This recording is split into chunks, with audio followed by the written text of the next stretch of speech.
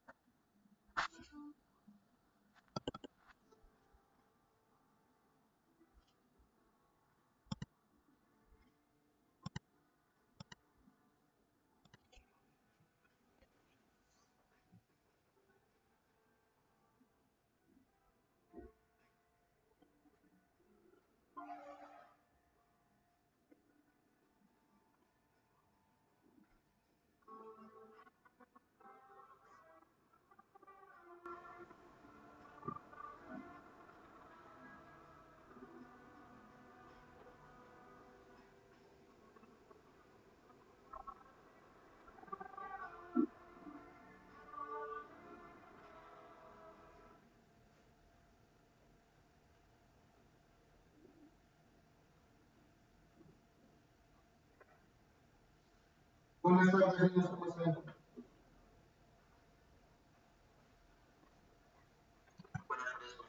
Buenas tardes. Buenas tardes. A ver, somos bien poquitos, ¿eh? ¿De qué vimos la clase pasada?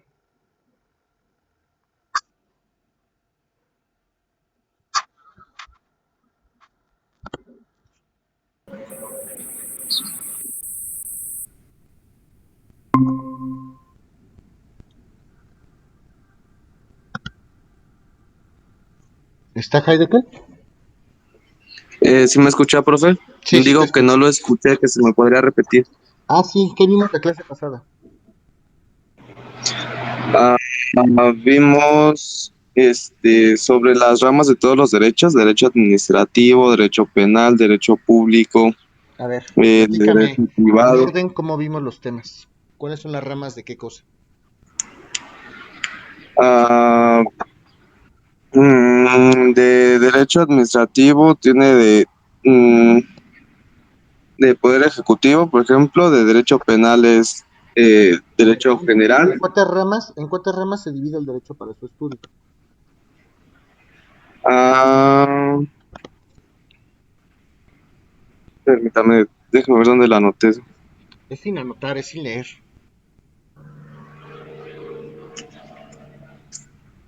Ok, bueno, es que no es la única clase que llevo más. Por eso yo anoto para recordar las cosas. No, está bien, pero estudien. Lo que Sí, estudiaron sí. ayer, me lo tienen que decir hoy de memoria. No te pregunté de antier, sino de ayer. Bueno, gracias, Erika.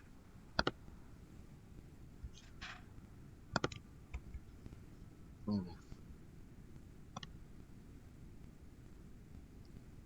Stephanie, Presente. ¿qué vimos?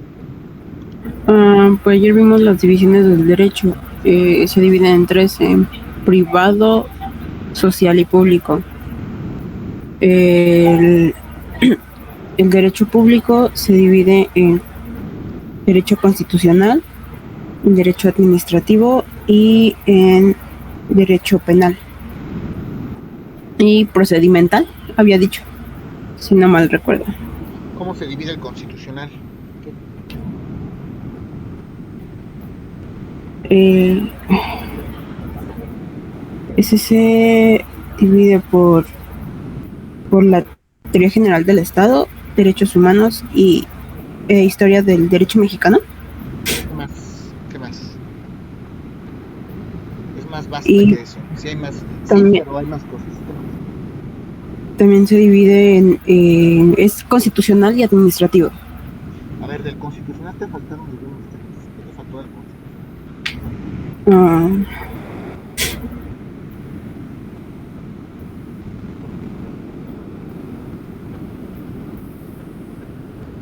no recuerdo, profe. Del administrativo. Ese lo que nos explicó fue que es el que compete del poder ejecutivo, ¿no? Depende de todo lo del presidente. Y en él viene el derecho fiscal, el financiero, el ecológico, perdón, económico, aduanal y de competencia económica. Entre otros tantos. ¿Qué más? Uh,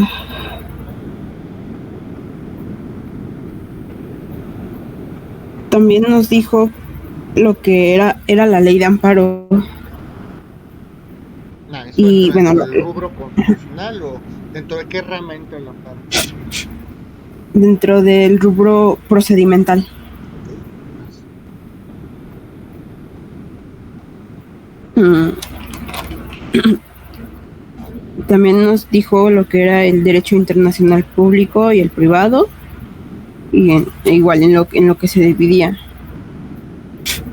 El público era de derecho marítimo, espacial, el castrense, que era, bueno, que es el militar, forense yo lo catalogaría dentro del derecho administrativo, porque depende Ok. directamente de alguna secretaría de Estado. ¿Qué más? El derecho canónico, que es el de la iglesia. ¿Sí voy bien? Ah, ok. El, el derecho comparado, que es el derecho de otros países. El, el derecho del comercio exterior. Y el derecho internacional privado ese se divide en civil y mercantil. ¿El derecho internacional privado? No. No es cierto, no es cierto. Disculpe. Ese es el derecho privado. Ok. Sí. El derecho privado se divide en civil y en mercantil. Pero a ver, Y, estamos hablando del derecho internacional privado, no del derecho privado. ¿Ok? ok. A ver, vamos a recapitular. El derecho internacional se divide en dos, en público y privado. Ya me platicaste del Ujú. público. Del privado solamente les comenté algún tipo de conflictos. ¿Qué cosas vemos en derecho internacional privado?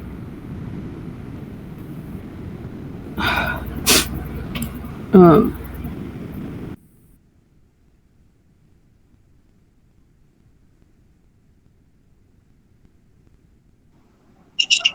Profe, es el que se enfoca en el A ver, Estado, ¿no? espérame, déjamela ella. Ahorita.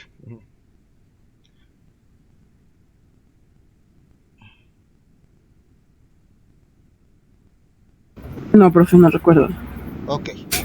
¿Qué otras ramas, aparte de esto del derecho internacional, qué otras ramas pertenecen al público? Te faltan por ahí dos. Ah,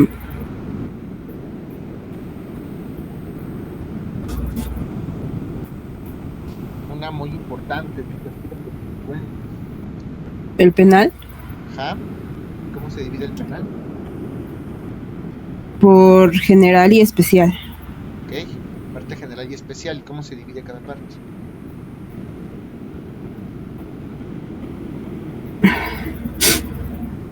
La parte especial se divide en dos. En penas y medidas de seguridad y en delitos en particular. Ok. ¿Y la general? Y la general, si no mal recuerdo, se divide en cuatro,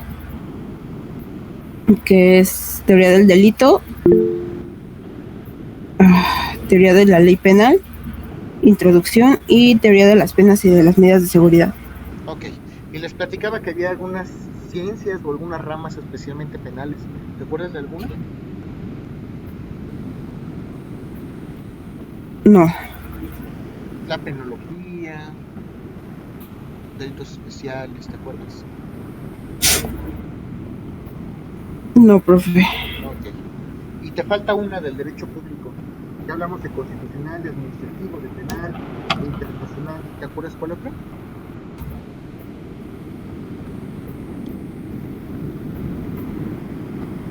Sí le dije procedimental. Ajá, procedimental, esa es la que faltaba. ¿Cómo Ah, dividimos cómo dividimos el procedimental?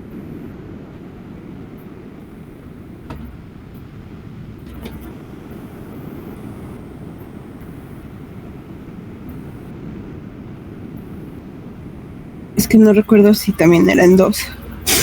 Hay muchos derechos, hay muchos tipos de derecho procedimental. Derecho procedimental del trabajo, hasta me dijiste que amparo entraba por ahí. Sí, es la ley de amparo. So, es lo que recuerdo que la ley de amparo explica lo de los procedimientos y todo. ¿Qué otras leyes hablan de procedimientos, te acuerdas?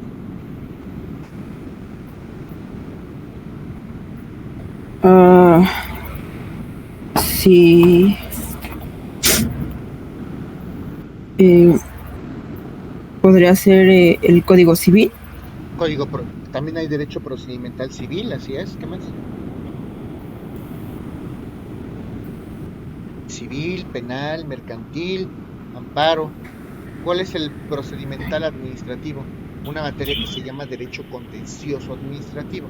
La palabra contencioso viene de contienda, pleito, ¿ok? Es todo lo referente a los juicios, a las reglas de los juicios. Y eso es del derecho público. Y del privado, ahora sí cuéntame. El privado se divide, ahora sí es en derecho civil y en mercantil. El derecho civil se divide en 5. Familia y sucesiones. Sí, ¿no? Derecho notarial. Derecho de personas y bienes. Y obligaciones 1 y obligaciones 2. Te falta una. Contratos. Oh, sí, es cierto, derecho de contratos. Y hay algunos que hablan de derecho inmobiliario, que no está bien dicho, se los comentaba. ¿Y el mercantil? ¿Qué vemos en mercantil? ¿De qué se trata esa cosa? El mercantil es todo lo de los comerciantes. Y se divide en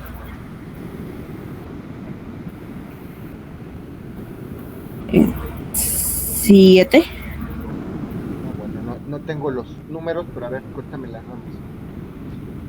Bueno, sí. Es títulos y operaciones de crédito. También nos comentó que se dividía en derecho bursátil, que es el de la bolsa de valores, en derecho societario, derecho de seguros y fianzas, derecho bancario, derecho empresarial, el derecho concursal, que es el que resuelve la problemática de un deudor, y jurismática, que es el derecho a la información y cómo se regula esta, como las compras de internet, algo así nos comentó. Derecho de obligaciones de los comerciantes, derecho societario, títulos de operaciones de crédito, hablábamos de marcas y patentes, derechos de autor, derecho bancario, bursátil, seguros y fianzas, concursal, empresarial, corporativo, mercado de valores, notarial, registral, jurismática, todas estas ramas, ¿ok? ¿Y el derecho social? Es el que protege a los grupos sociales desfavorecidos, a los que son minoría, como por ejemplo la Ley Federal del Trabajo, en el derecho laboral y el derecho colectivo, que es el de los sindicatos. Exacto, el derecho laboral se divide en 2, derecho individual del trabajo y derecho colectivo del trabajo. ¿Qué más?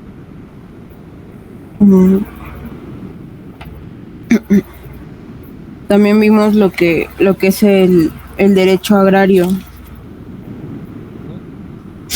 que es sobre todos los terrenos y tierras, todo lo que tenga que ver con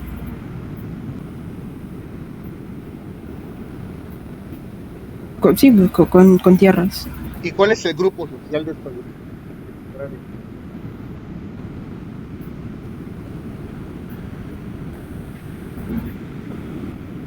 Los campesinos, los ejidatarios, los comuneros, sí. los mineros. ¿Qué más? Vimos también que tenemos, el derecho de la seguridad social, que es lo del IMSS y eso. IMSS, si trabajas para el Estado,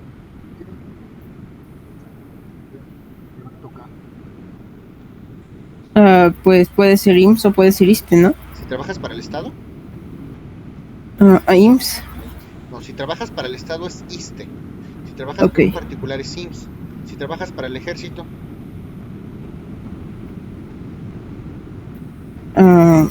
ISSSTE. Ok. SPAM, Instituto de Seguridad Social para las Fuerzas Armadas Mexicanas. Ok.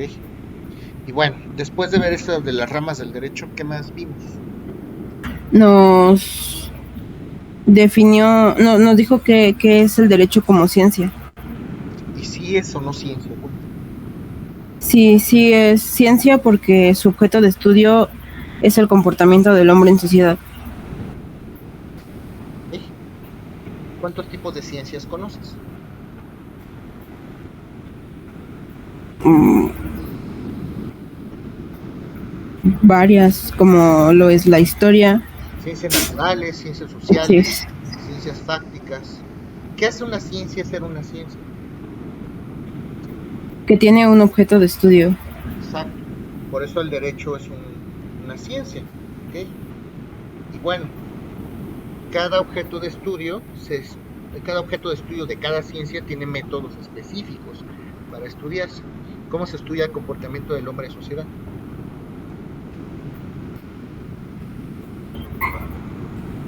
Por medio de la sociología jurídica. La sociología jurídica propone los métodos, propone las Ok. formas para poder estudiar este comportamiento del hombre en sociedad. No se puede estudiar este comportamiento del hombre en sociedad de la misma manera que las matemáticas o que la biología o que la química, porque este objeto de estudio, que es el comportamiento del hombre en sociedad, tiene características distintas. El comportamiento del hombre es dinámico, no es estático, varía momento a momento. Ayer estás feliz, hoy estás triste, mañana estás inquieta, posteriormente estás ansiosa, no lo sabemos, depende de muchos factores. Como es dinámico, no es estático, está en constante movimiento, necesitamos métodos específicos que nos va a propiciar la sociología jurídica. ¿Qué más vimos?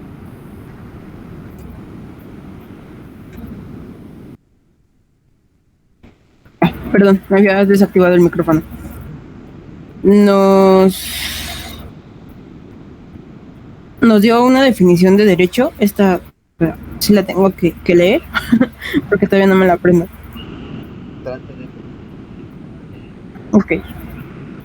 Dice que el derecho es un sistema racional de normas sociales de conducta declaradas obligatorias por la autoridad por considerar las soluciones justas a los problemas surgidos de la realidad histórica. ¿Y eso qué significa? Bueno, es la definición del derecho, que es un sistema de normas sociales para regular el comportamiento de la sociedad. Es más complejo que eso. A ver, trata de explicármela. Paso por paso, paso a pasito. ¿Qué es un sistema? ¿Por qué es racional? Es racional porque la sociedad de pues, piensa, ¿no? Tiene esa capacidad de entrar en razón.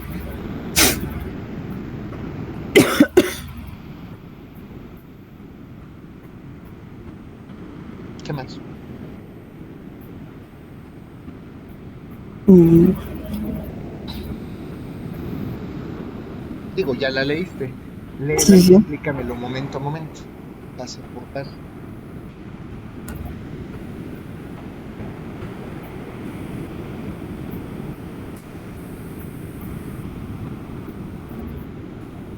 Son declaradas obligatorias porque anteriormente ya se había suscitado, bueno, sí, se ha suscitado un percance, problema, delito. A ver, es un sistema porque estamos hablando de un conjunto de información y tenemos que Ciertamente. agruparla, tenemos que ordenarla, tenemos que categorizarla para estudiarla. Tampoco podríamos estudiar las normas del derecho civil, del penal, del administrativo, todas al mismo tiempo. Eso no va a No. ser posible. Tenemos toda la información que se estudia en el campo del derecho, tiene que ser ordenada de manera armónica y además esta información, estas normas, la información inherente o propia del derecho, se deriva propiamente de la razón como actividad humana. ¿Quién va a establecer esas normas sociales? Pues una autoridad, la autoridad que tiene a su cargo una comunidad, como lo decía el propio Santo Tomás, porque considera justamente que esas normas sociales son soluciones justas a los problemas surgidos en la realidad histórica. Eso es lo que más me interesa que ustedes comprendan. Explícame esa Ok. parte, cómo que las normas son un mecanismo para solucionar los problemas surgidos en la realidad histórica. ¿Qué quiere decir eso?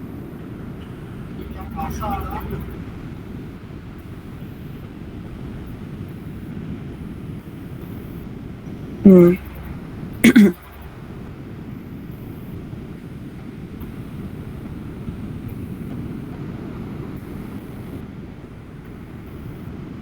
¿A poco teníamos los mismos problemas aquí en México hace 100 años que ahorita? No.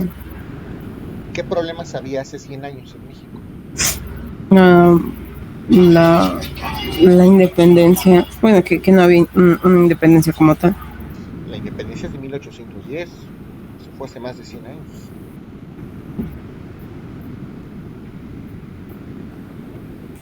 Es más, ahorita ¿cuáles son nuestros problemas sociales, históricamente hablando? La pandemia. Por decir algo. ¿Y los abogados cómo vamos a solucionar ese problema?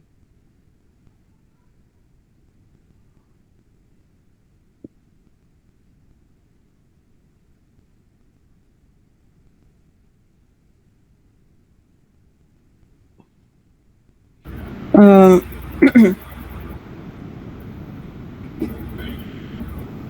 Se supone que el sociólogo abstrae el problema y los juristas somos los que lo resolvemos, pero ¿cómo?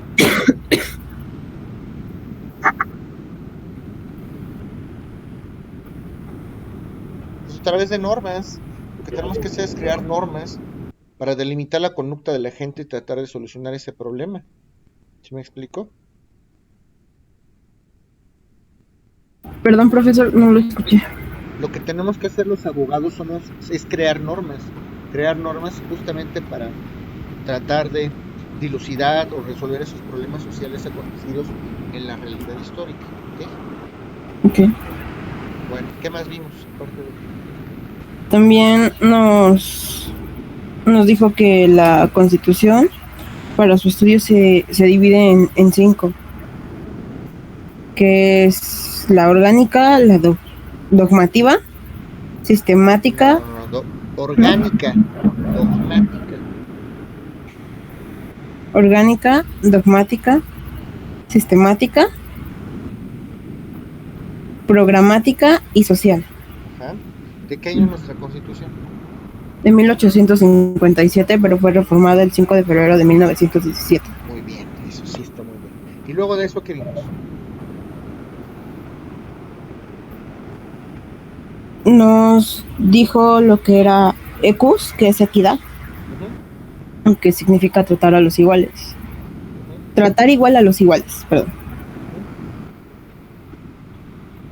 Y nos dijo lo que era la justicia distributiva, conmutativa y social. La distributiva es la que aplican los jueces. La conmutativa, la que cambia toda acción por otra acción. Toda acción corresponde. Conmutar es cambiar una cosa por otra, salir del talión, ojo por ojo, diente por diente. Y la social es la que se aplica por parte del Estado. ¿Para qué?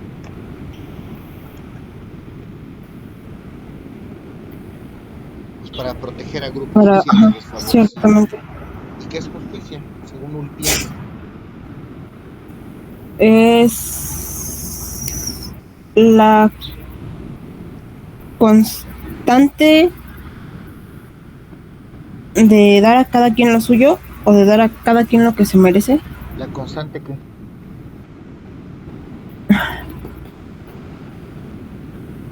La constante perpetua.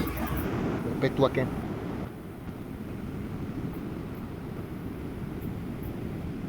Constante y perpetua voluntad de dar a cada quien lo suyo. ¿Y en latín cómo es?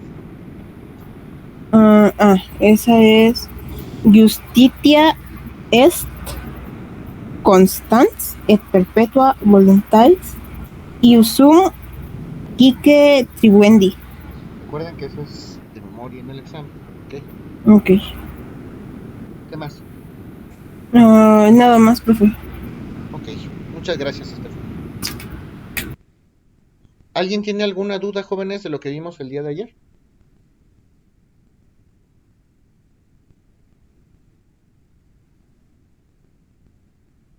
¿Nadie tiene ninguna duda? No, maestro, todo bien. Ok. Bueno, muchachos, vamos a seguir avanzando con nuestros temas el día de hoy. Nos toca ver dos temas muy importantes. o 3 tal vez, si nos da tiempo. Vamos a platicar de los círculos de Eduardo García Maínez. No sé si ustedes seguramente ya lo vieron. Dentro de la bibliografía que le subí un esquema con 3 circulitos. ¿Lo localizan? ¿Lo ubican? Sí, Bueno, les voy a dar una pausa. Váyanlo todos teniendo la mano, porque eso es un tema que vamos a desarrollar el día de hoy. No es un tema nada complicado. Contrario a lo que piensan muchos, es un tema muy sencillo. Pero vayan alistando ese esquemita. Mientras les voy a platicar esto que quedó pendiente de la Constitución, porque es importante. No sé si lo hayan estudiado en Derecho Constitucional y Teoría del Estado, pero lo vamos a platicar el día de hoy, ¿ok? Así como ha dicho Stephanie, es menester decírselos, está en Introducción al Estudio del Derecho, no pueden irse sin saber esto. Así como ha dicho Stephanie, nuestra Constitución data de 1857, está reformada, se reformó el 5 de febrero de 1917, y para su estudio se divide en 5 partes: orgánica, dogmática, sistemática, programática y social. Vamos a platicar de una manera muy breve a qué se refiere cada una de esas partes de la Constitución. Todo mundo les va a decir que la Constitución solamente se divide en orgánica y dogmática, y para efectos académicos a nivel primaria o secundaria tal vez está bien. Ustedes ya se están especializando y tienen que saber que no son 2 sino 5 partes, ¿ok? Ahora bien, ¿de qué se trata cada parte? La parte dogmática. ¿Alguien sabe de qué habla la parte dogmática? de todos los derechos humanos Sí, y todos las los garantías derechos. individuales, ¿no? Exactamente. Todos los derechos humanos, las garantías individuales, los derechos fundamentales del hombre, del ciudadano. Hace algún tiempo, y no tiene mucho, fue reformada la propia Constitución y la Ley de Amparo, justamente porque antes la Constitución solamente hablaba de garantías individuales. El Estado lo mínimo que nos puede garantizar por estar en su territorio es la previsión y el respeto de esos derechos fundamentales, de esas garantías individuales. Por eso se le llamaba antes las garantías individuales. Si ustedes consultan algunos doctrinarios connotados del derecho, como Burgoa Orihuela, ustedes podrán notar que uno de sus textos, una de sus obras, justamente obedece a este nombre: garantías individuales y sociales. ¿Ok? Pero hubo una reforma sustancial por ahí del 2008, 2009, 2011 en materia de amparo, en materia constitucional. ¿Con qué objeto?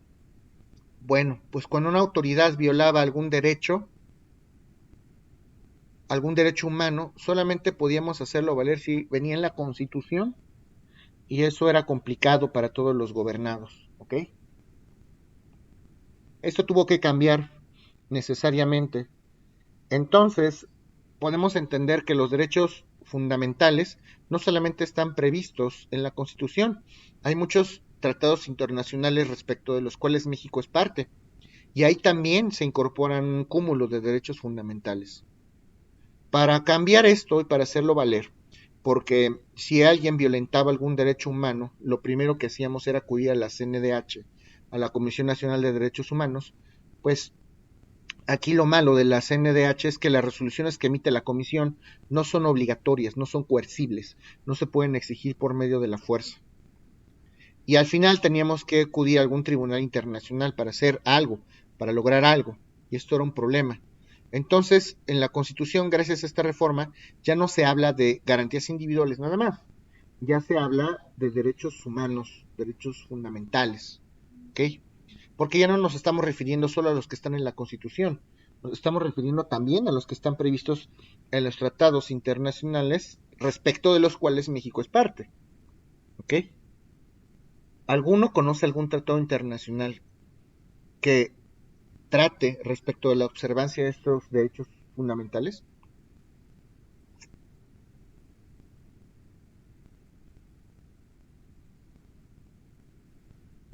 El Pacto de San José, la Convención de los Derechos del Niño.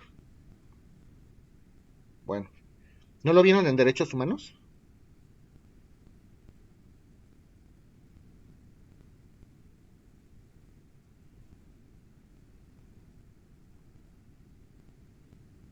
¿Alguien, muchachos? ¿No lo vieron en Derechos Humanos?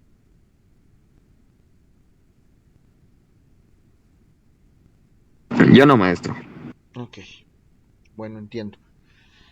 Bueno, que sepan entonces que hay una serie de tratados internacionales que prevén estos derechos fundamentales del hombre y del ciudadano, ¿ok? Respecto a los cuales México es parte. Entonces, la parte dogmática de la Constitución justamente refiere a todos estos temas. La palabra dogmática viene de dogma. Dogma significa creencia. Toda la parte constitucional que se refiere a la observancia de estos derechos fundamentales se encuentra la parte dogmática, y hay un error que refieren los constitucionalistas. La parte dogmática no viene del artículo 1 al 29, como dicen muchos. No, los derechos fundamentales se encuentran previstos y esparcidos por toda la Constitución. Podemos hablar incluso del artículo 123 constitucional, que habla de los derechos fundamentales de los trabajadores, y no está dentro de los primeros 29. Entonces, no me gustaría que se quedaran con esa idea. La parte dogmática no es del 1 al 29, es mucho más que eso, está inmersa en toda la Constitución. ¿Okay? La parte orgánica, ¿alguien sabe a qué se refiere la parte orgánica?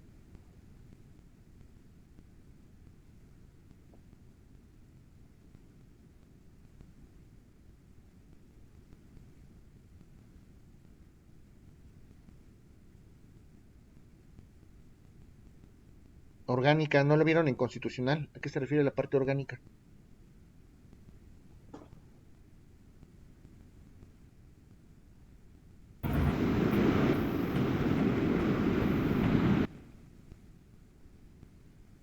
¿No, niños? ¿No vieron la parte orgánica de la Constitución? Yo no recuerdo, profe.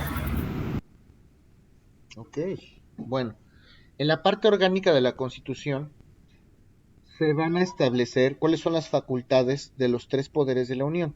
¿Cuáles son los tres poderes de la Unión? Eso sí lo saben.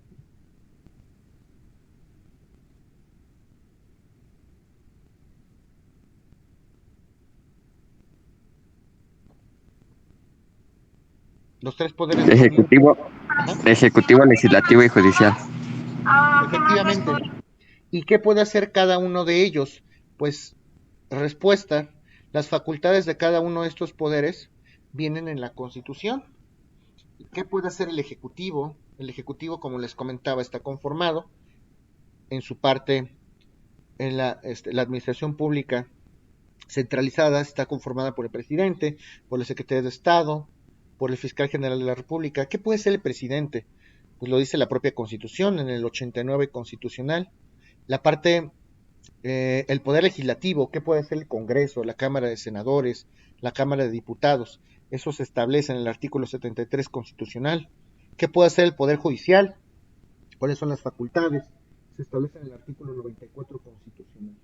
Entonces la parte orgánica nos va a establecer cuáles son las facultades de estos tres poderes de la Unión. Digo, en términos generales, para que lo sepan. Entonces llevamos la orgánica y la dogmática. La parte social. Perdón, profesor. Sí, adelante. ¿El ejecutivo y el legislativo en qué artículos están? Ok, las facultades del ejecutivo están en el 89 constitucional. Okay. Las facultades del poder legislativo están en el artículo 73 constitucional. 73. Okay. Y el judicial en el 94. Gracias. Ok. Entonces, ya llevamos la parte dogmática, ya llevamos la parte orgánica, ahora vamos a hablar de la parte social. Como ya es sabido por todos ustedes, en la parte social se protegen los derechos de los grupos sociales desfavorecidos. Hablando específicamente de los trabajadores, todo el fundamento constitucional se encuentra previsto en el artículo 123 de la Constitución. Hablando del derecho agrario, el fundamento constitucional es el artículo 27 de la Constitución, el artículo 27. Hablando del derecho de la seguridad social, también está previsto en el artículo 123 constitucional. ¿Ok? Bueno, eso por lo que se refiere a la parte social. Vamos a hablar de la parte programática. La parte programática, esto a lo mejor no sé qué tan novedoso sea para ustedes. Cuando el presidente de la República entra en funciones, se supone que debe de establecer una política de gobierno. ¿Hacia dónde nos lleva? ¿Cuáles son ese cúmulo de estrategias, ese cúmulo de pasos? ¿Qué tiene en mente? ¿Cuál es el plan que tiene el presidente de la República para que nosotros como Estado mexicano prosperemos, avancemos como civilización? ¿Cómo se va a desarrollar México? ¿Cuál es el plan que tiene el presidente para que la nación mexicana se desarrolle desde varios puntos de vista? Desde el punto de vista económico, desde el punto de vista fiscal. Vamos a analizar qué planes tienes para que el campo se desarrolle, cómo vas a cuidar el medio ambiente durante su sexenio, cómo vas a atender, aterrizar el problema de la seguridad pública, cómo vas a atender el problema de la migración, de la extranjería. Todo eso se materializa a través de un documento que se llama el Plan Nacional de Desarrollo. Plan Nacional de Desarrollo. ¿Ok? El Plan Nacional de Desarrollo es un documento que hace el presidente de la República justamente para indicarnos a los gobernados, a toda la población en general, cuál es la estrategia que va a llevar a cabo el Ejecutivo para asumir y para hacerse cargo de todos estos rubros que son necesarios durante su sexenio. Todo aquello que es referente al Plan Nacional de Desarrollo se encuentra previsto en el artículo 26 constitucional. 26 constitucional. Eso es importante. ¿Ok? Esa es la parte programática de la Constitución. El artículo 25 y 26 establece que la Rectoría Económica estará a cargo del Estado y además hablan de todos aquellos parámetros y todos aquellos elementos que debe de contener el Plan Nacional de Desarrollo. Esa es la parte programática. ¿Hasta aquí alguien tiene alguna duda? Ninguna. Ok. Vamos a hablar de la parte sistemática. La parte sistemática, recuerden que al hablar de un sistema nos estamos refiriendo a un conjunto de ideas, a un conjunto de información que tiene que ser ordenada, que tiene que ser categorizada, ¿ok? Cuando nosotros estudiamos por segmentos la Constitución, cuando nosotros dividimos por capítulos la Constitución, cuando nosotros hablamos del capítulo de la responsabilidad de los servidores públicos, que hay uno, hablamos del capítulo de los poderes, de la Unión, que es otro, cuando estructuramos la información de la Constitución, cuando todo el cúmulo de artículos o de fundamentos legales que vienen en la Constitución lo empezamos a ordenar de manera concreta para su estudio, hablamos de la parte sistemática. En pocas palabras, nosotros podemos estudiar la Constitución desde el punto de vista ordenado, desde un punto de vista ordenado, armónico, dividiendo la Constitución en segmentos, en capítulos. A eso se refiere la parte sistemática. ¿Sí está claro?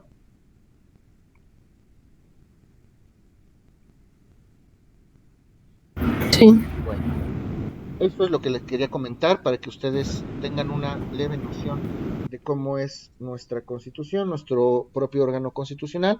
Y ahora sí, vamos a estudiar entonces este tema de los círculos de Eduardo García Maínez. ¿Por qué se llaman los círculos de Eduardo García Maínez? Pues porque este autor de Introducción al Estudio del Derecho fue el que planteó este estudio a través de un esquema basado en 3 círculos. ¿Ya todos tienen a la mano su esquema de Eduardo García Maínez? Deberían de, ¿ok? Porque lo vamos a utilizar a continuación. Entonces, Eduardo García Maínez desarrolla un estudio para explicarnos a los lectores, a los estudiantes de la Academia de Derecho, cuál es la norma ideal en derecho, cuál es la norma eficaz, qué norma nos sirve en el mundo del derecho, cuál es la norma ideal para nosotros. Cuando hablamos de las acepciones de la palabra derecho, nosotros hablamos de 3, entre otros tantos, hablamos de 3 clases de derecho. El derecho positivo, el derecho vigente y el derecho intrínsecamente válido. ¿Alguien se acuerda qué es eso?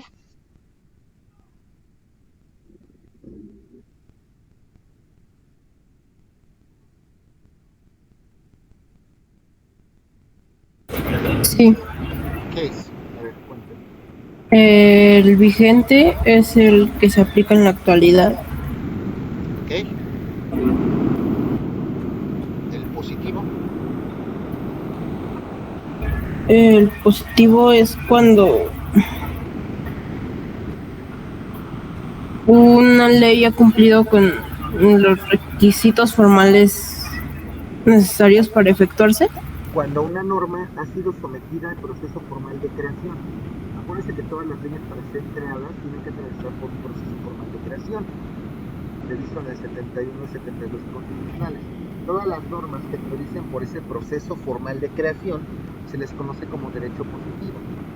Entonces, ya hablamos de derecho positivo, ya hablamos de derecho vigente. Acuérdense que el derecho vigente también se le conoce como derecho formalmente válido. Y por último, el derecho intrínsecamente válido. ¿Qué es eso? Son las normas que existen y tienen una solución a un problema. Sí, claro que tienen un contenido. Ahora sí, muchachos, vean ustedes el esquema de Eduardo García Manes. Vean esos 3 circulitos. Se van a dar cuenta que son 3 círculos, ¿ok? Uno a la izquierda, otro a la derecha y uno abajito, ¿ok? Y cada uno de los círculos representa un tipo de derecho. El círculo de la izquierda, si ustedes pueden notarlo, tiene una leyenda que dice derecho formalmente válido. Este círculo representa al derecho vigente. El primer círculo representa el derecho vigente. Ese circulito que dice derecho formalmente válido representa el derecho vigente. El círculo de la derecha dice derecho intrínsecamente válido. Representa el derecho intrínsecamente válido. Y el círculo de hasta abajo dice derecho positivo. Representa las leyes que han sido sometidas a un proceso formal de creación. ¿Ya lo ubicaron así, muchachos? ¿Hasta aquí alguien tiene alguna duda? ¿Ya lo entendieron?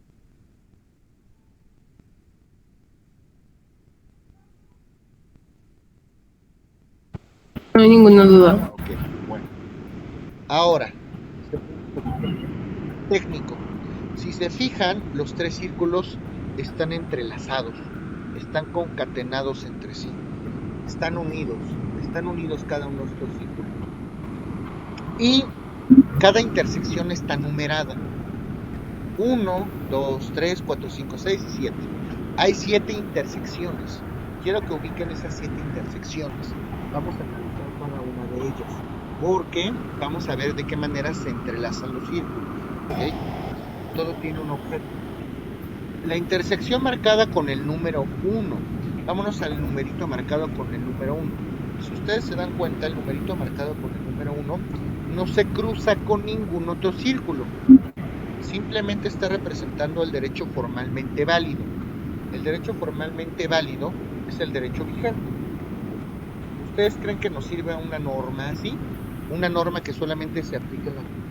Para empezar, ¿creen que sea posible? Una norma que jamás atravesó por un proceso formal de creación, o sea, carece de positividad, y una norma que no tiene un contenido esencial para resolver un conflicto. ¿Creen que nos sirva esa ley? No. Pues no. Vamos al circulito marcado con el número 2.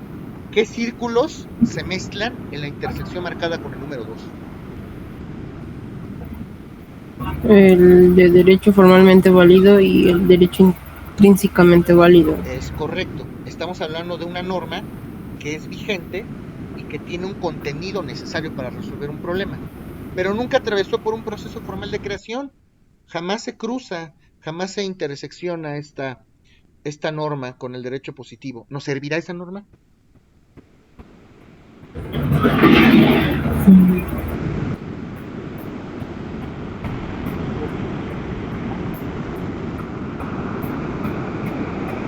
No. No sirve.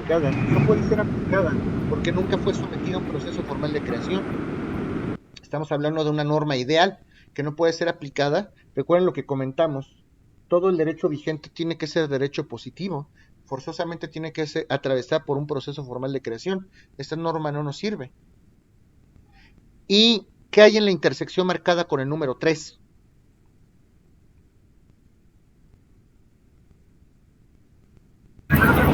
Es solamente el derecho intrínsecamente válido. Exacto, solamente el derecho intrínsecamente válido. Carece de positividad y carece de vigencia.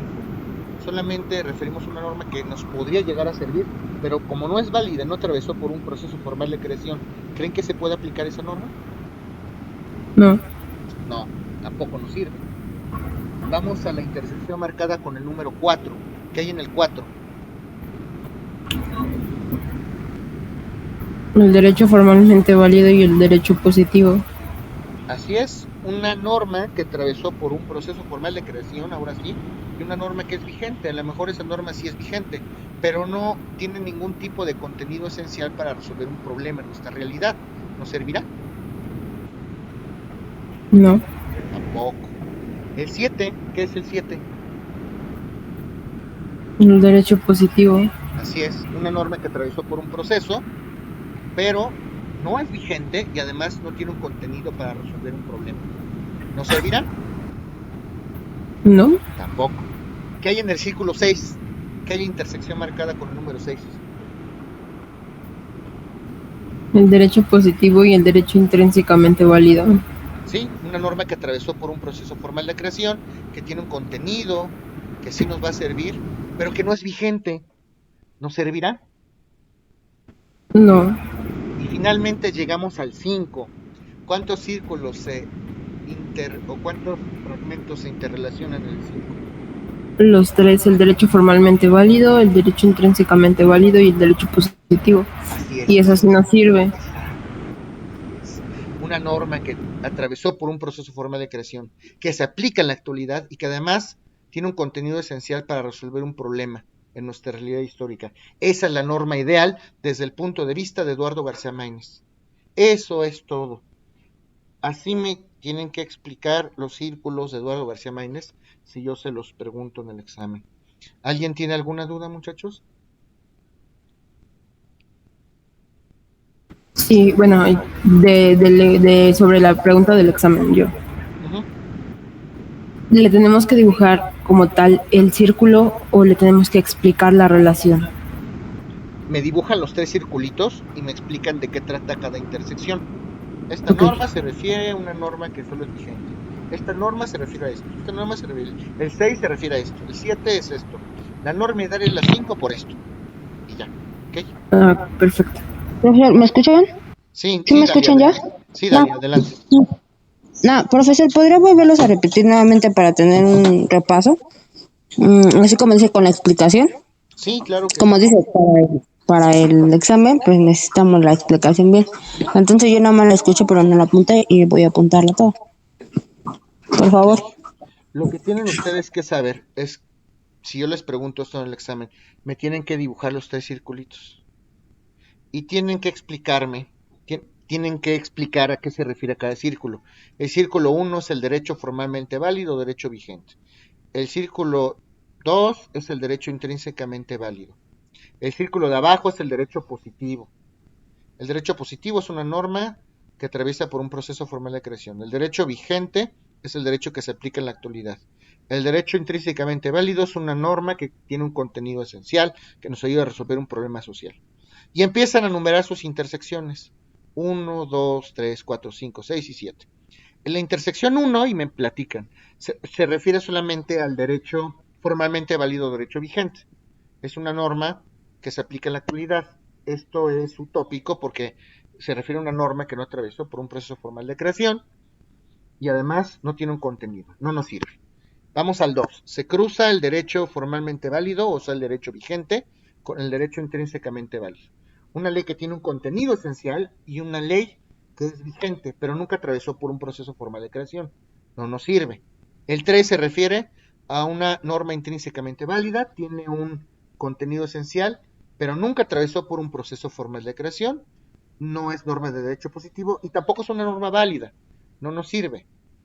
La intersección 4 es una norma de derecho positivo y es una norma vigente. Atravesó por un proceso formal de creación y además es vigente, se aplica en la actualidad, pero no tiene un contenido esencial, no nos sirve. La 7 es derecho positivo, solamente se refiere a una norma que atravesó un proceso formal de creación. No nos sirve porque tampoco es vigente, no se aplica y además no tiene un contenido esencial. La 6, derecho positivo con derecho intrínsecamente válido, derecho que atravesó por un proceso formal de creación y derecho que una norma que sí refiere un contenido esencial para resolver un conflicto. Tampoco nos sirve. La norma ideal es la intersección marcada con el número 5 porque ahí se cruzan los tres círculos. Derecho positivo, una norma que atravesó por un proceso formal de creación. Derecho vigente o formalmente válido, una norma que se aplica en la actualidad y además es derecho intrínsecamente válido, tiene un contenido esencial para resolver un problema en nuestra realidad histórica. Y ya, ¿ok? Gracias, profesor. Claro que sí. ¿Alguien más, jóvenes? ¿Alguien tiene alguna otra duda?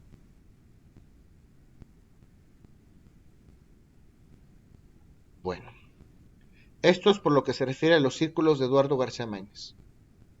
Espero que no tengan dudas, porque vamos a entrar a un tema de los más importantes en este curso. Y me estoy refiriendo a las fuentes del derecho, amigos, a las fuentes del derecho. ¿Eso lo estudiaron en su curso o no? ¿Les suena este tema de las fuentes del derecho? Sí. Ok, ¿qué será una fuente del derecho? ¿De qué se trata este tema?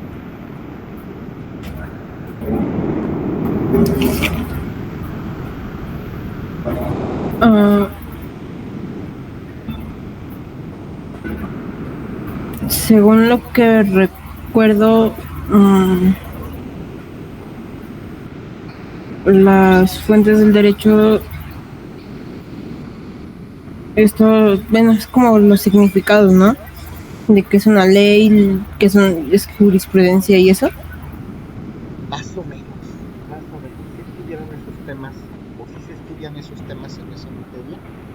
Pero a ver, les voy a dar una refrescadita. ¿Alguno de los demás, Carlos, tú por ejemplo, viste este tema en introducción, las fuentes del derecho? Vi algo que eran así como que se dividían como en tres, ¿no? Si no me equivoco, que eran creo que materiales, formales e históricas. Y hablaban más que nada sobre los procesos de la creación de las normas jurídicas, que creo que sería las formales. Las históricas eran las normas, pero que se iban perfeccionando conforme al tiempo, ¿no? Y los materiales, que eran los hechos por los que se creaban las normas sociales. Ok, bueno, tienen alguna noción. Vamos a partir de ahí. ¿Alguno de ustedes sabe de dónde viene la palabra fuente? ¿Por qué este tema se llama las fuentes del derecho? ¿Qué se les ocurre?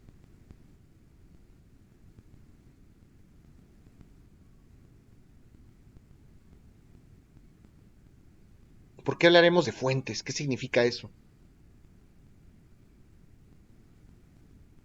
De su origen. Sí, les voy a explicar esto. Algún, algún doctrinario, algún abogado, algún autor de un libro se le ocurrió asociar una fuente con este tema. ¿Por qué? Cuando hablamos de la palabra fuente, lo primero que ustedes tienen que imaginar en voz de este autor o de estos autores, y me refiero también a tanto a Villero Toranzo como García Maínez, es importante. Asociaban a las fuentes para explicar de dónde surge, de dónde emana, de dónde crea, de dónde se crea, de dónde sale, de dónde brota el derecho. Y entonces, dicen estos autores, vamos a estudiar el tema de las fuentes del derecho para explicar de dónde surge, de dónde emana, de dónde brota, de dónde sale el derecho. Por eso estudiamos las fuentes del derecho, para entender cómo se crea el derecho, de dónde viene, cómo es que surge, ¿ok? Y entonces se imaginaban una fuentecita. Así como brota el agua de una fuente, así se genera, así se crea, así se desarrolla, así brota el derecho.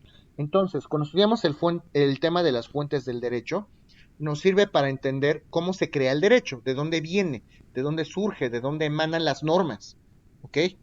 Y para explicar esto, tenemos que entender cuántos tipos de fuentes hay. Se las voy a anotar. Existen las fuentes directas, las fuentes indirectas, las fuentes reales o materiales, las fuentes históricas y las fuentes formales. Y las fuentes formales del derecho. Todas esas. Directas, indirectas, reales o materiales, históricas y formales.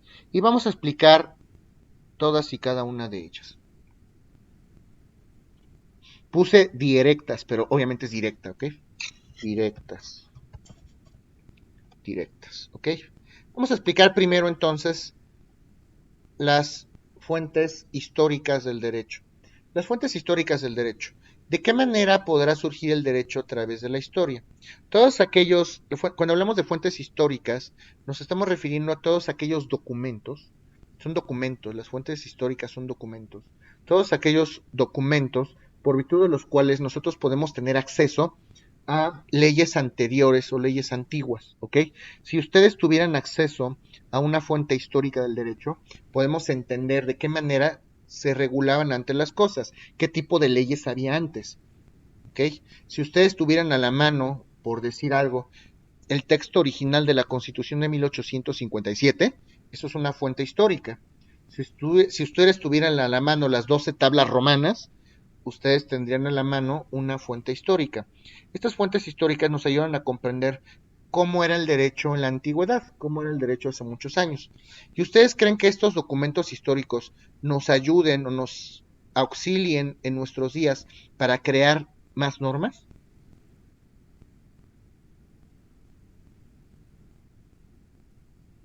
¿Qué creen? ¿Qué opinan? Que sí. Por supuesto que sí, así es. Entonces, todos estos documentos del pasado, y nos estamos refiriendo específicamente a documentos, nos van a ayudar a entender por qué se crean las normas, de dónde vienen las normas. Los romanos hicieron una serie de leyes que fueron documentadas en una serie de tablas, en una serie de instrumentos, como uno que se llama el Corpus Juris Civile. Ahí documentaban sus normas y todos esos antecedentes históricos nos ayudan a entender cómo era antes el derecho. Y por supuesto que van a generar derecho, porque gran parte de nuestras normas se basan en normas anteriores. Entonces, cuando de pronto algún legislador redacta una ley, se puede basar o se puede apoyar en un documento o en un anterior. Tan es así, por ejemplo, que nuestro código de comercio actual pues se basa en algunos códigos de comercio como el francés, como el código de Napoleón, por ejemplo, tiene influencias de textos alemanes también, entre otras cosas. Nuestro derecho civil actual se basa en gran parte en el derecho romano. Si nosotros quisiéramos entender cómo se desarrollaban estas figuras en Roma, cómo era el derecho civil en Roma, pues podemos tener acceso a estos documentos y seguramente algún legislador se basó para desarrollar estas figuras y para incorporar estas figuras en nuestro derecho positivo mexicano. ¿Ok? Las fuentes históricas creo que está muy claro.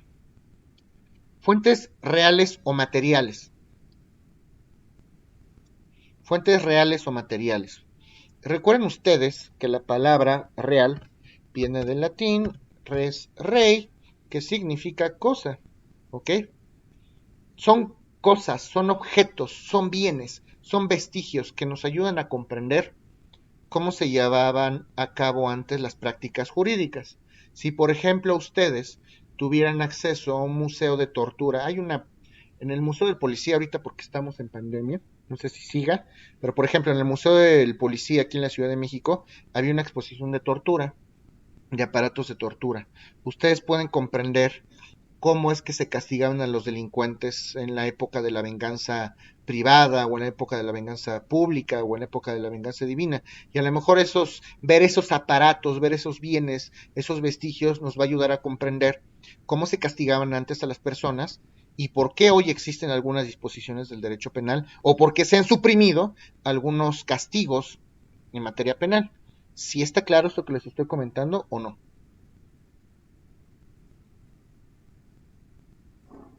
Sí, maestro. Bueno, ya llevamos las fuentes históricas y las fuentes reales o materiales. Vamos a hablar de las fuentes directas. Las fuentes directas. Cuando ustedes tienen acceso a una fuente directa es porque ustedes pudieron percibir con sus sentidos, a través de sus sentidos, directamente alguna fuente del derecho. Pueden coincidir unas con otras.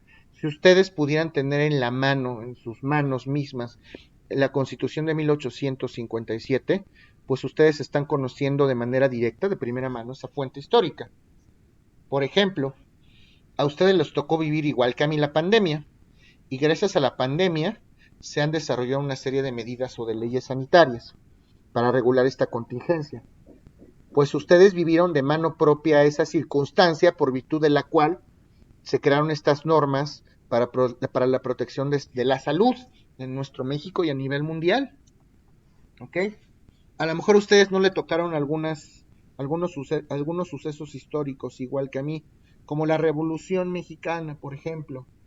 Puede ser que su abuelo les cuente o su bisabuelo les cuente en un momento dado, es que en la época de la Revolución las cosas estaban muy complicadas porque pues los trabajadores eran abusados y además teníamos que ir a una tienda de raya cuando trabajábamos todo el día y solamente nos daban productos básicos, pero esto cambió, se modificó la Constitución. Se los está contando una persona que sí lo vivió, pero ustedes no lo vivieron. A lo mejor son relatos que se transmiten de generación en generación y que nos ayudan a comprender cómo eran las cosas y cómo eran las leyes y cómo era la realidad social en el pasado. No lo perciben ustedes a través de sus sentidos, lo perciben a través de algún relato o incluso de algún documento. Pueden ustedes, a lo mejor ustedes no vivieron los cambios que se dieron en ese momento, pero pueden leer las leyes de aquel entonces para poder comprender cómo se suscitaron las cosas. ¿Sí me explico o no, muchachos?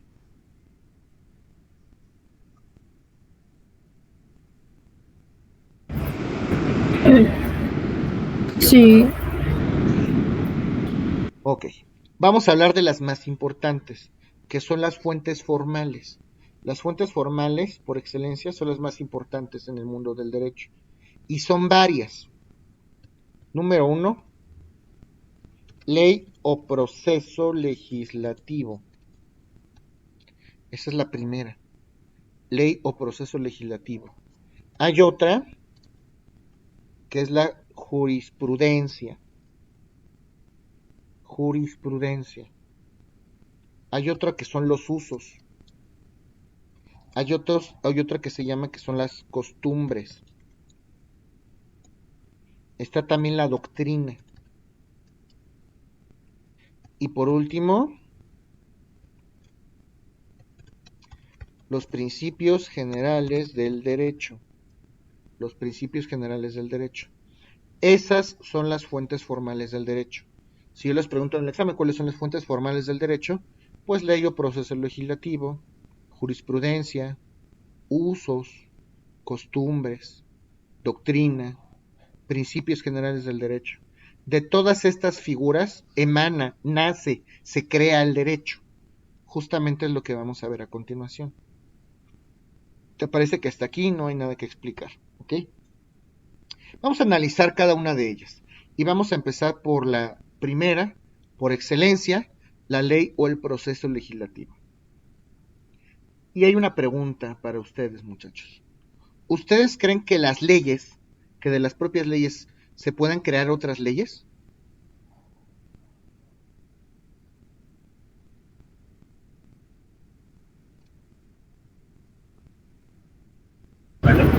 Sí. Yo digo que sí, profesor. Sí, es correcto, porque las leyes las podemos utilizar, las leyes del pasado las podemos utilizar como ejemplo, como parámetro para crear leyes nuevas, tal como lo hicimos con las disposiciones del derecho romano, así como se los estoy comentando. ¿Ok? Y hay algunos autores que dicen que solamente el proceso legislativo es el que genera derecho. Otros tantos no están de acuerdo, coinciden con lo que ustedes y yo platicamos.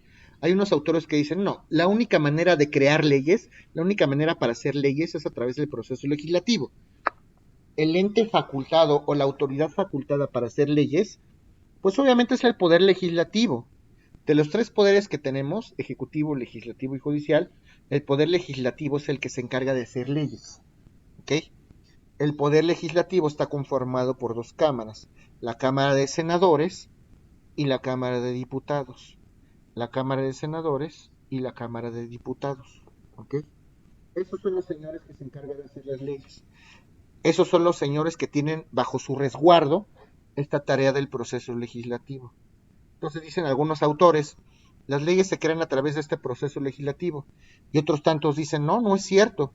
También se puede crear a través de una ley, porque una ley puede ser tomada como referencia a otra ley. La ley en sí misma genera derecho. También el proceso legislativo. ¿Ok? Y obviamente tenemos que estudiar cuál es ese famoso proceso legislativo.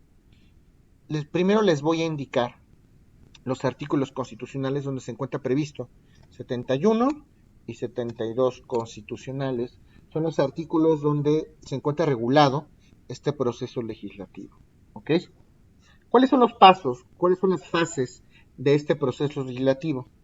Para que se lo aprendan bien, yo les comenté en su momento que existe una mnemotecnia muy famosa. ¿Qué es una mnemotecnia? Una técnica de aprendizaje. Apréndanse esta palabrita. y DASPI. Si se prende esa palabrita, son las iniciales de cada una de las fases del proceso legislativo. La primera es iniciación. Iniciación. La segunda es la discusión. La tercera es la aprobación. Iniciación, discusión, aprobación, sanción.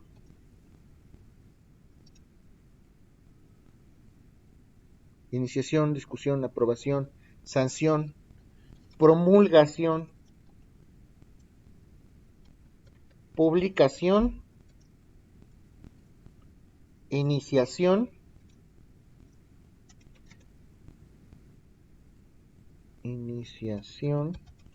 de la vigencia. ¿Estos son los pasos del proceso legislativo? Exacto, estas son las fases del proceso legislativo. Iniciación o iniciativa, discusión, aprobación, sanción, promulgación, publicación e iniciación de la vigencia. Fíjense en las primeras letras de cada fase. I, D, A, S, P, P, I y DASPI. Si se prenden esta palabrita, se les va a favorecer, les va a apoyar, les va a ayudar a aprenderse todas las fases. Ahora sí, vamos a explicar entonces cada una de ellas. Iniciativa o iniciación. Recuerden ustedes, lo primero que tenemos que saber es que el poder legislativo es la autoridad competente para justamente crear estas leyes a través del proceso legislativo. Se los comentaba. ¿Alguien sabe qué es la iniciación, de casualidad?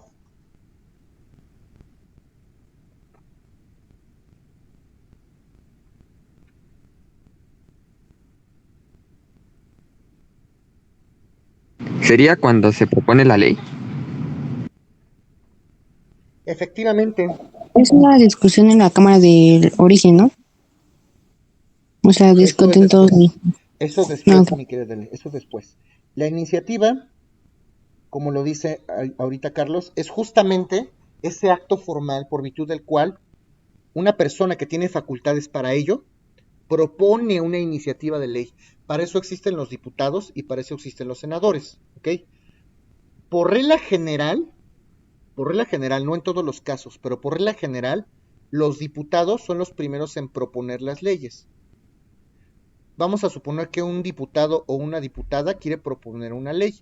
Esa es su chamba. Entonces, redacta una propuesta de ley. Un diputado. ¿Ok? Y la quiere proponer al Congreso. Yo tuve la iniciativa de hacer esta ley. La voy a proponer al Congreso. Esa es la primera fase. ¿Quiénes pueden proponer leyes? ¿Alguien sabe? Los únicos que pueden proponer leyes en esa etapa de iniciativa, número 1, es el presidente de la República. El presidente de la República. Presidente de la República. Segundo, los diputados o los senadores del Congreso de la Unión. Los diputados y los senadores del Congreso de la Unión. Recuerden que una cosa es el Congreso Federal y otra cosa es son los congresos locales. Cada uno de los estados de la República también tiene su poder legislativo. La Ciudad de México tiene su poder legislativo, tiene su congreso local. Guadalajara, el Estado de México, Sinaloa, Yucatán. Cada estado tiene su congreso. Pero nosotros estamos hablando del Congreso Federal, de los diputados federales y de los senadores federales. Entonces, ¿quiénes pueden proponer una iniciativa de ley? En primer lugar, el presidente de la República. En segundo lugar, los diputados y los senadores del Congreso de la Unión, del Congreso Federal. ¿Ok? En tercer lugar, las legislaturas de los estados, o sea, los congresos de los estados, los diputados de los estados, los senadores de los estados, y también de la Ciudad de México, naturalmente. ¿Sí está claro esto, jóvenes?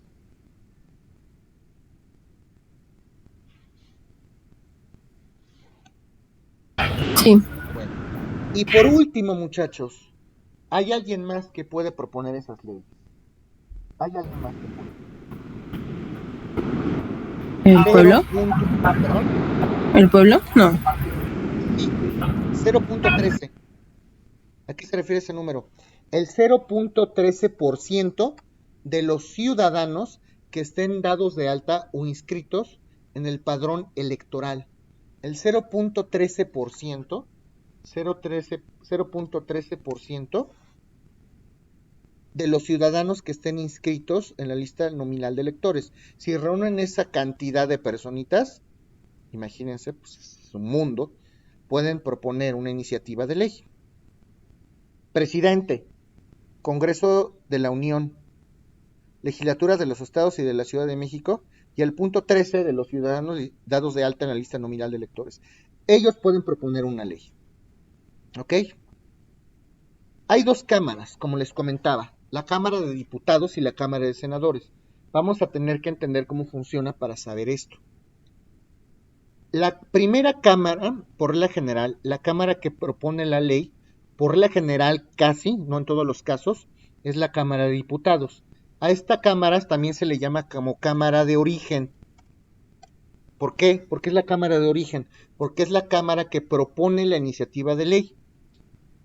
Entonces, si un diputado propone una propuesta de ley, se tiene que discutir en esa Cámara de Diputados. Entonces, la primera etapa, que es la iniciativa, consiste formalmente en proponer una iniciativa de ley. Todas estas personitas pueden hacerlo. Una vez que está propuesta la iniciativa de ley, procedemos al segundo paso, que es la discusión. Ya propuse la ley, ahora vamos a discutirla, diputados, en la Cámara de Origen, que fue de donde emanó esa propuesta de ley. Ahora todos los diputados vamos a discutir qué tan viable es, qué tan viable no lo es. Ya saben que estas discusiones entre diputados se ponen muy álgidas, de una manera muy civilizada. Luego se agarran a golpes y se suben a los curules, y así es como legislan nuestros diputados. Bueno, los diputados pueden coincidir, pueden estar de acuerdo, y pueden decir, bueno, pues sí estamos de acuerdo en esta iniciativa de ley, o pueden no estar de acuerdo.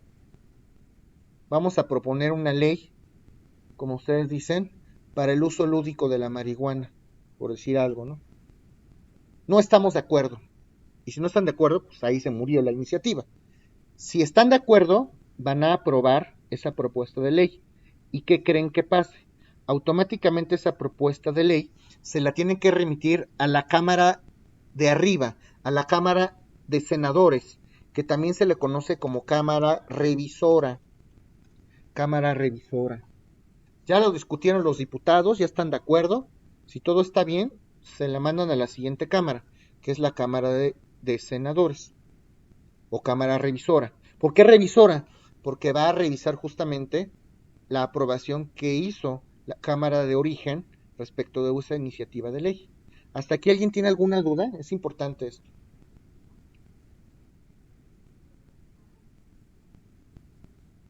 Ok, parece que no. Entonces, ¿cómo quedaría definida la etapa de discusión? Ok, lo explicamos así. En la etapa de iniciativa, las personas o los entes que tienen facultad para proponer una iniciativa de ley, que son el presidente, los congresos, las legislaturas y el punto 13% de la población, proponen una ley. En la etapa de la discusión, lo primero que va a pasar es que la Cámara de Origen, que por regla general puede ser la Cámara de Diputados, va a discutir esa ley, esa iniciativa de ley. Vamos a discutir la viabilidad, si es viable o no aprobar esta ley. ¿Ok? Esa etapa de discusión se da cuando deliberan los diputados en primera instancia, y si aprueban los diputados esa iniciativa de ley, la van a pasar a la Cámara de Senadores. Todavía no acaba la etapa de discusión, porque también los senadores tienen que discutirla. La Cámara Revisora, a su vez, también va a discutir esta propuesta de ley. Van a analizar si es viable, si no es viable, si es conveniente, si no es conveniente. La etapa en la que deliberan, en la que discuten si es viable o no una iniciativa de ley, pues es la etapa de discusión. ¿Ok? ¿Sí está claro? Sí. ¿Alguien sabe cuántos diputados hay?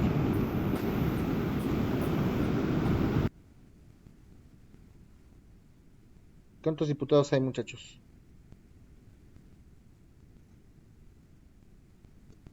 ¡500 diputados! ¿Y cuántos senadores hay?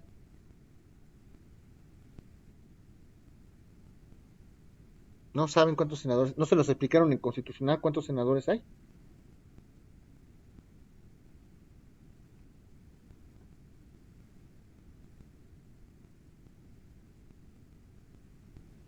Son 128 senadores, jóvenes.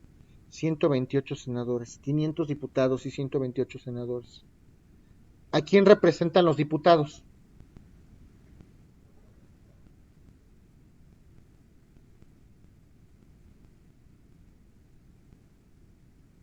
Bueno, ¿a quién creen que representan los diputados?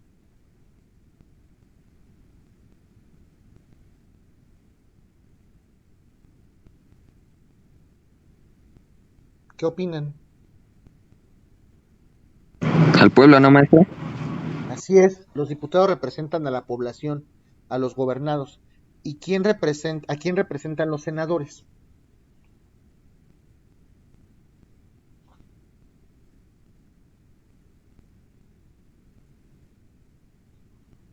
A los, bueno, al poder ejecutivo y judicial, a los tres poderes. Los senadores representan a los estados de la República. Ok. Entonces los diputados representan a la población y los senadores representan a los estados. ¿Ok? 500 diputados, 128 senadores. Una vez que está propuesta esa iniciativa de ley, una vez que es discutida y aprobada por los diputados, se remite a la Cámara de Senadores o la Cámara Revisora. Una vez que la Cámara de Senadores o la Cámara Revisora aprueba esa propuesta de ley, ¿qué creen que pasen? Ahora sí, ya se da la etapa de aprobación. ¿Ok? Ya se da la etapa de aprobación. Ya aprobaron esa ley, en lo general y en lo particular, tanto los diputados como los senadores. ¿Ok? A lo mejor los senadores pueden regresar esa iniciativa de ley a los diputados. Sí está bien, pero necesito que modifiques esta parte porque no es clara. Pueden hacer algún tipo de modificación. ¿Ok? Puede ser, o puede ser que la aprueben en la totalidad.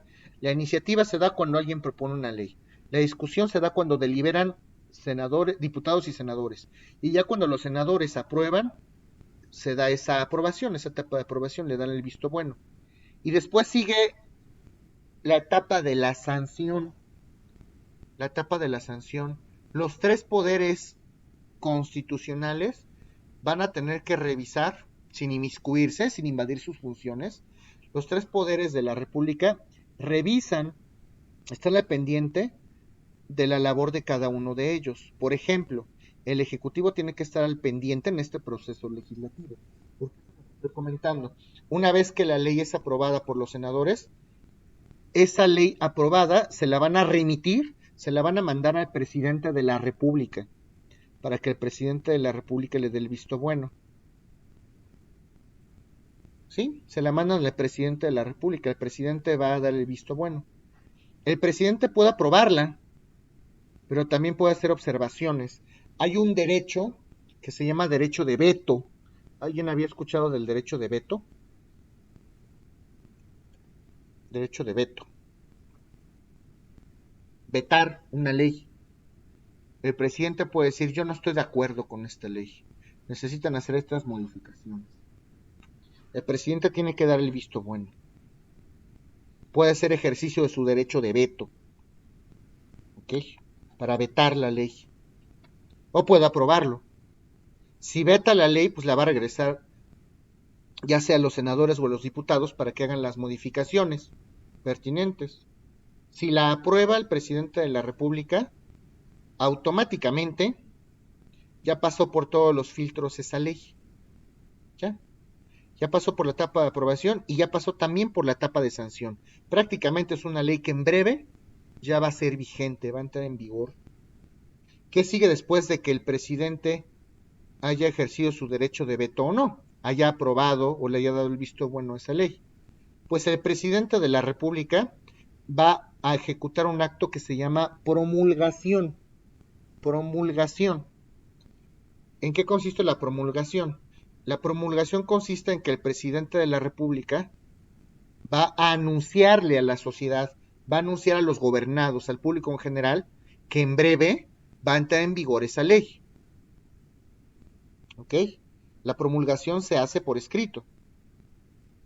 Hay algunos autores, algunos constitucionalistas, que dicen que la promulgación es parte de la sanción. Y hay otros que dicen que no. Yo no estoy de acuerdo porque son pasos diferentes, son cosas diferentes. Pero bueno, hay algunos que dicen que sí. La promulgación entonces consiste en que el Ejecutivo va a anunciar que en breve va a entrar en vigor una ley que ha sido aprobada por el Congreso, por el Poder Legislativo y por el propio presidente. ¿Hasta aquí alguien tiene alguna duda, jóvenes, o no? ¿Esa la publican en el diario oficial? Es justamente a lo que voy. Ok. Justamente sí, claro que sí. Ya que está promulgada, ya que está anunciada la ley, ahora, depende, la ley se tiene que publicar, que es la siguiente etapa. Por supuesto que se tiene que publicar la ley, pero depende. ¿De qué depende? De que sea una ley federal o una ley local. ¿Alguien sabe la diferencia entre una ley federal y una ley local?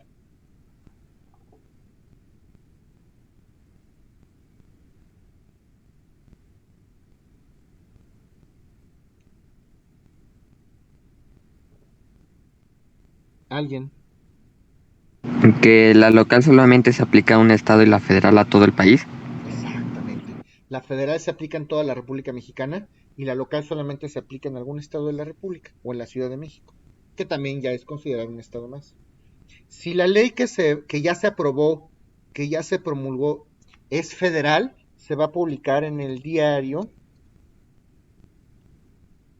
oficial de la Federación. Se va a publicar en el diario oficial de la Federación. Entonces, si la ley es federal, se tiene que publicar con todo y promulgación en el diario oficial de la Federación. Si la ley es local, cada uno de los estados de la República tiene un periódico local oficial. Se llaman gacetas, las gacetas de los estados. Hay una gaceta para la Ciudad de México, hay una gaceta para Guadalajara, hay una gaceta para el Estado de México. Cada estado tiene su propia gaceta. Si la ley es local, se va a publicar en las gacetas. ¿Hasta aquí alguien tiene alguna duda? No, ninguna. Ok. Y finalmente, tenemos que saber cómo va a entrar en vigor esa ley. Está la última etapa, la de iniciación de la vigencia. ¿Cómo entran en vigor las leyes? Hay dos sistemas. El sistema sincrónico y el sistema sucesivo. Sistema sincrónico y sistema sucesivo. ¿Cuál es el sistema sincrónico? El sistema sincrónico, con el sistema sincrónico, cuando una ley va a entrar en vigor, entra en vigor al mismo tiempo en todos los lugares. Vamos a suponer que se publicó una ley federal y va a entrar en vigor bajo el método sincrónico. Quiere decir que al mismo tiempo va a entrar en vigor en todos los estados de la República. ¿Sí está claro o no, muchachos?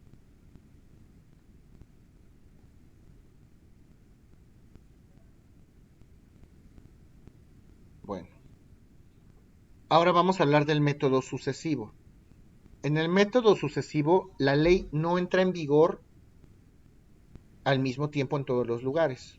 No. Vamos a suponer que una ley es federal. ¿Ok? Bajo el método sucesivo, las cosas funcionan así. Una vez que es publicada la ley, una vez que es publicada en el método sucesivo, va a entrar en vigor tres días después de su publicación. Por ejemplo, aquí en la Ciudad de México, va a entrar 3 días después de su publicación. Y por cada 40 kilómetros, esa ley va a entrar en vigor un día después. Paulatinamente va a entrar en vigor esa ley. Por cada 40 kilómetros va a entrar en vigor un día después. ¿Cuántos kilómetros son de aquí a Toluca, de la Ciudad de México? Son como 40 y tantos kilómetros. En Toluca entrará en vigor un día después esa ley. Primero en la Ciudad de México, 3 días después de su publicación, y en Toluca, como pasa los 40 kilómetros, un día después. De Toluca para otro estado de la República, Texcoco, Guadalajara, no lo sé, hay que contar los kilómetros, 1, 2, 10, 3 días después. ¿Sí está claro esto o no, jóvenes? Sí. Bueno, pues esta es la primer fuente del derecho, la ley o proceso legislativo. Espero que no se olviden de la ley o proceso legislativo. ¿Ok? Vamos a estudiar la segunda de las fuentes del derecho. Aquí sí necesito toda su concentración, porque este sí es un tema más complicado. Vamos a hablar de la jurisprudencia. Vamos a hablar de la jurisprudencia. ¿Alguien sabe qué es la jurisprudencia?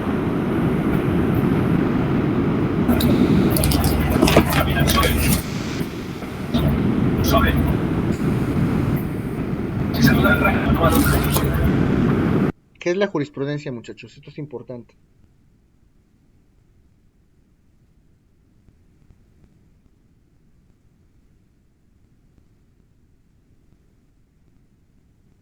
¿Qué creen que Bueno, sea la creo que jurisprudencia? habla algo de los doctos, ¿no? De los profesores de antes, algo así. No, esa no. Esa déjamela para doctrina. Esa va después. Sí, es cierto, lástima.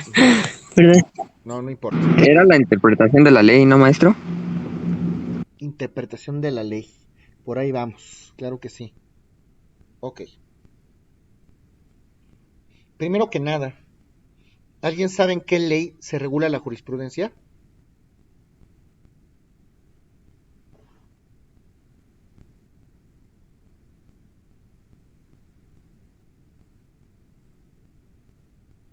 ¿Tiene que ver con el Tribunal de Alzada? Más o menos. Ahorita les voy a explicar eso. ¿Pero en qué ley? ¿Alguien sabe en qué ley en qué ley se regula?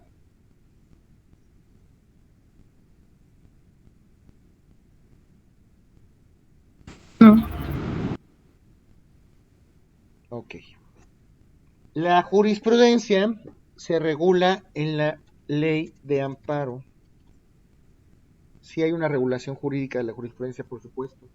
Se regula la ley de amparo. Si ustedes quieren consultar las reglas de la jurisprudencia, se encuentran insertas en los artículos 215 a 230 de la ley de amparo. 215 a 230 de la ley de amparo. Y vamos a entender qué es la jurisprudencia. Ahora sí. ¿Qué es esa jurisprudencia? Bueno, como ustedes ya lo saben, ya se están dando cuenta, ahorita que están estudiando derecho, el tema del derecho no es una cosa fácil.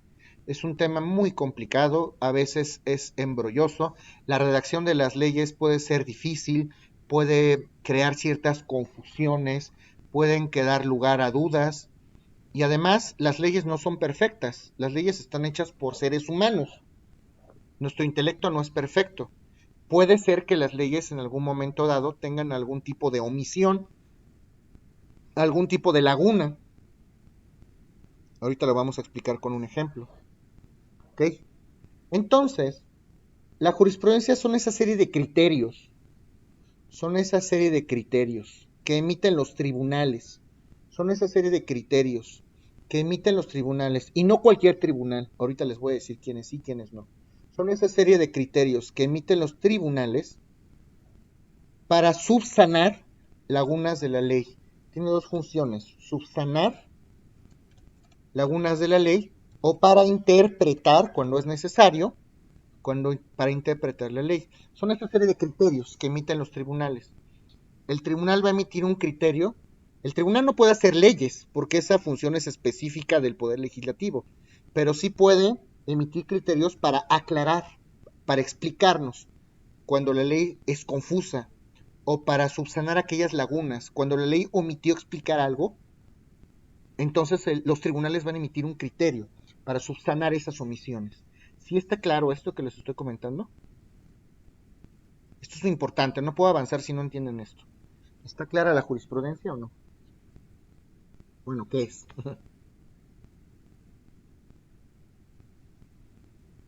Sí, maestro. ¿Son una serie de criterios de qué, profe? Perdón. Ok, sí, claro. Son una serie de criterios que emiten los tribunales para subsanar o interpretar lagunas de la ley. ¿Ok? Así lo vamos a dejar.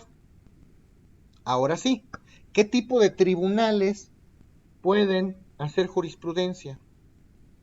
Lo primero que tienen que saber ustedes es que no todos los criterios que emite... Profesor, no, discúlpeme, yo no escuché. Son una serie de criterios que...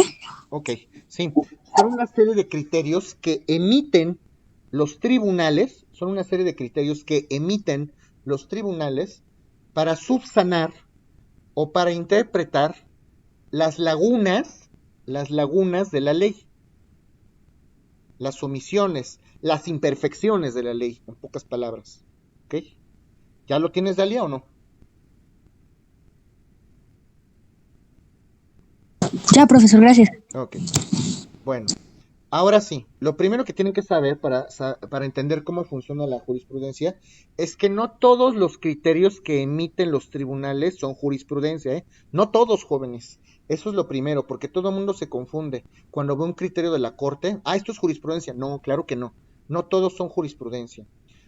Los tribunales pueden emitir criterios. A los criterios que emiten los tribunales se les conoce como tesis aislada. Un simple criterio emitido por un tribunal se le conoce como tesis aislada. ¿Qué es una tesis aislada? Pues un criterio, el que sea, un criterio emitido por un tribunal.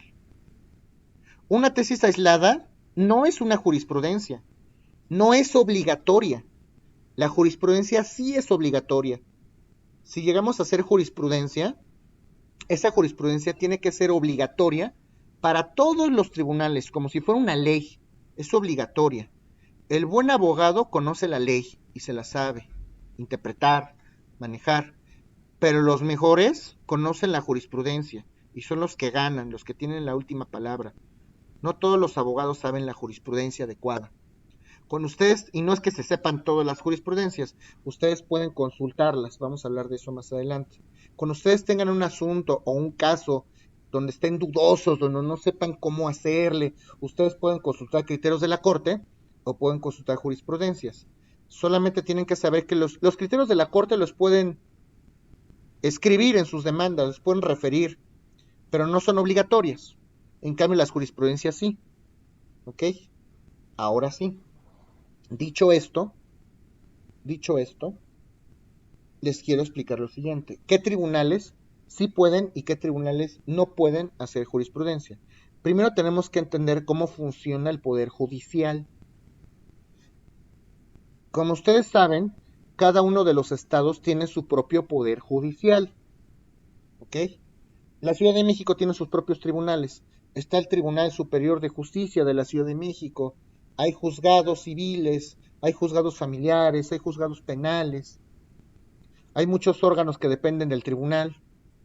¿Quiénes son los superiores jerárquicos de los jueces civiles? Las salas. Hay salas civiles, hay salas penales, hay salas familiares. ¿Ok? Hay tribunales locales, Tribunal de Justicia Administrativa para la Ciudad de México, por ejemplo. Cada estado tiene sus propios tribunales. ¿Ok? Pero no me estoy refiriendo a estos tribunales. Me estoy refiriendo a los tribunales o al Poder Judicial Federal. Esto es lo primero. Lo primero que tenemos que hacer es ubicarnos. Solamente algunos miembros, algunos órganos que pertenecen al Poder Judicial Federal, no todos. ¿Cómo se estructura el Poder Judicial Federal? ¿Ok? De abajo hacia arriba. Hasta abajo hay unos juzgados que se llaman... Estamos hablando del Poder Judicial Federal, de los juzgados federales. Esto es importantísimo, juzgados federales. Hasta abajo hay unos juzgados que se llaman juzgados de distrito. Juzgados de distrito. Arriba de los juzgados de distrito hay unos tribunales que se llaman tribunales colegiados de circuito. Tribunales colegiados de circuito. Perdón, error mío. Tribunales unitarios, perdón. Unitarios de circuito. Corrijo. Hasta abajo están los juzgados de distrito. Juzgados de distrito. Arriba de los juzgados de distrito están los tribunales unitarios. Tribunales unitarios de circuito. Tribunales unitarios de circuito. Arriba de los unitarios de circuito, ahora sí, están los tribunales colegiados de circuito. Los tribunales colegiados de circuito. Y arriba de los colegiados de circuito solamente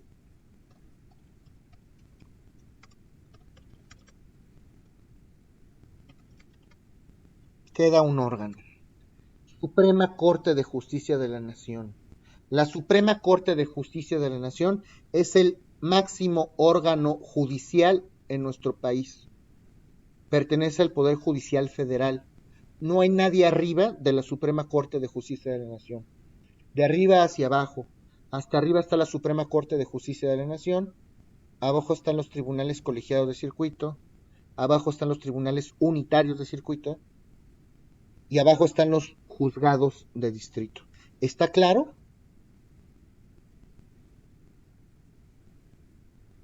¿Alguien tiene alguna duda? No, ninguna. Pues de todos estos, muchachos, solamente hay dos que pueden emitir criterios y que pueden hacer jurisprudencia. Solamente los tribunales colegiados de circuito, y solamente la Suprema Corte de Justicia de la Nación.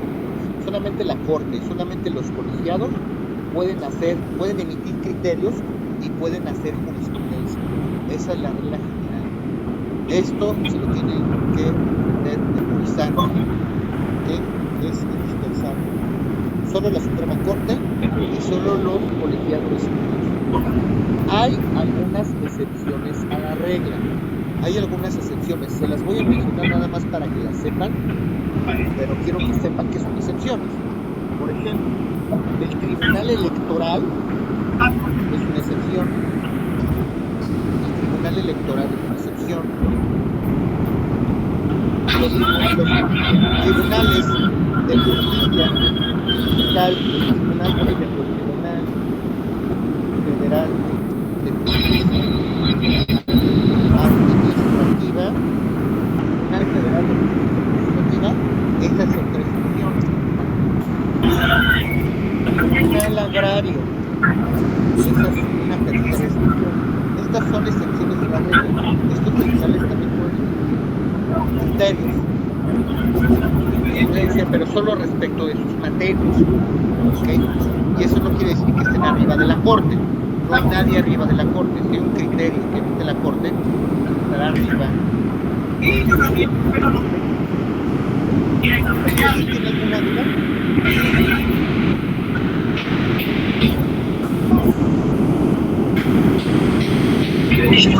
Yo no, profesor. Bueno, ahora sí, muchachos. Hay tres formas de hacer jurisprudencia. La primera forma se le conoce como reiteración de criterios. Esta es la primera forma de hacer jurisprudencia. La segunda manera es la contradicción de criterio.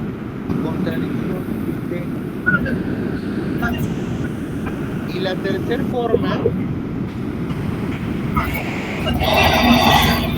es por sustitución.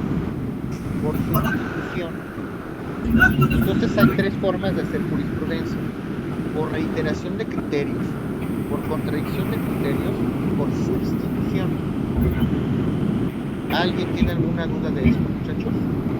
El día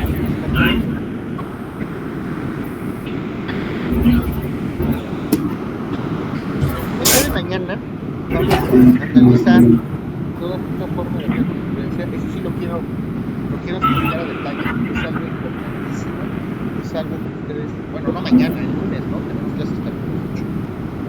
La próxima sesión, hasta el día lunes, voy a explicar toda la mecánica para poder hacer jurisprudencia, ¿ok?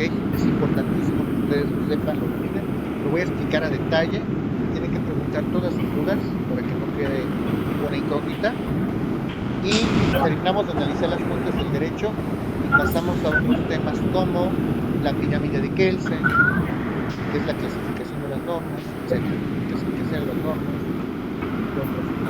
¿Alguien tiene alguna duda de la sesión del día de hoy?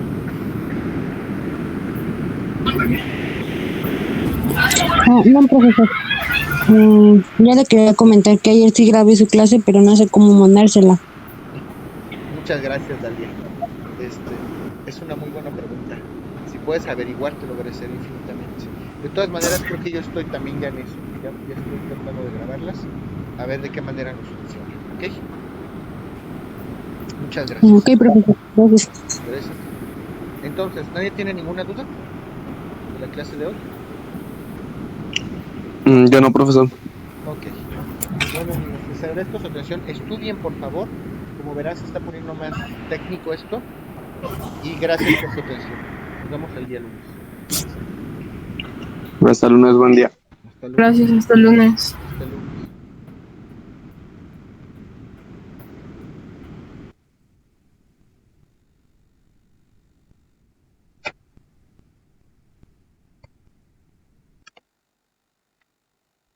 Siendo las 2 horas con 53 minutos del día 16 de julio de 2021, se da por concluida la sesión de hoy de Introducción al Estudio del Derecho del curso de recuperación académica del semestre 2021-1 del Instituto de Estudios Superiores Rosario Castellano.